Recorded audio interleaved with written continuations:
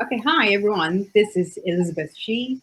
So the topic today I want to share with you is I think we all have FOMO. So the story goes, my aunt recently just told me that she cannot quit on watching TV because she's afraid she might miss any information from the TV. Well, my aunt is in her late 50s, an elegant but normal lady after all, and she fits into everyone's impression as an elder man or woman sitting on a couch watching TV all day long. So you might ask, what has this got to do with FOMO? Well, FOMO stands for fear of missing out. Basically, it's an anxiety on uh, not being present when someone else is in on the fun at somewhere else. An example would be when you scroll through Instagram stories and you see your Insta friends sharing short videos of beaches and be surrounded by good looking people as if they are on an eternal vacation. And if there was a moment that you start to think, well, what if I could be there? Well, bingo, you are experiencing FOMO. I think this is easy for us to relate to that one friend that we all have who is always on their phones. But today, I want to dive deeper into the question and make you to rethink that it is not just social media users and the young people who are peculiar for FOMO. So going back to my aunt's experience, I think my aunt has revealed our obsession on getting more and more information and like being afraid to miss any of them in our time. Well, historically, actually, the phenomenon of FOMO dated back to 1996 by marketing strategist Dr. Dan Herman.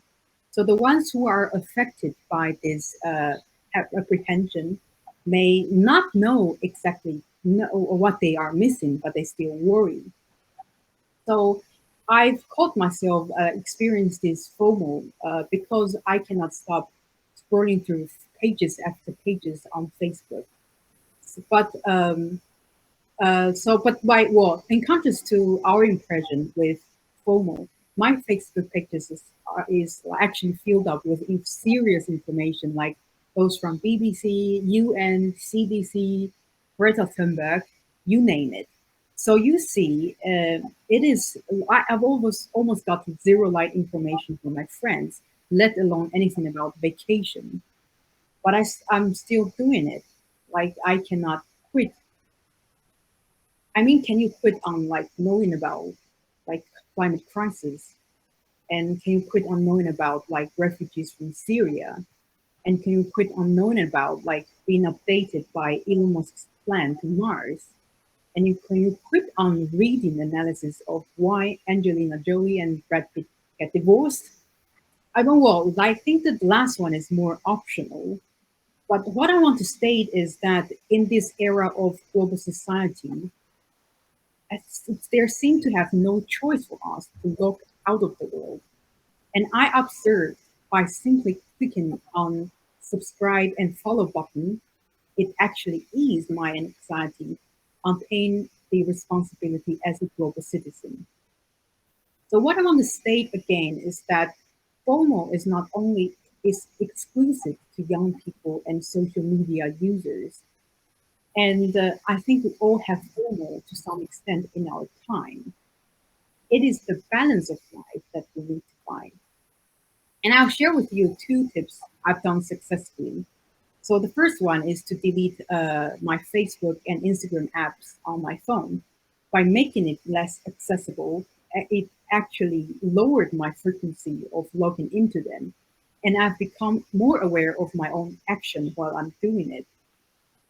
And also a good suggestion would be to stay grounded. Both, I think, many high achievers, including Michelle Obama, have expressed this idea of being down to earth. Like the merit of this is to let you be aware, let us to be aware of where we are and who we are. It can be as simple as taking a walk every day, uh, and that's what I've been doing. Don't listen to any music or podcast Just relish the spontaneity of walking.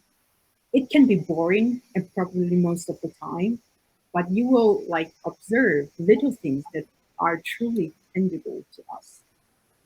Thank you.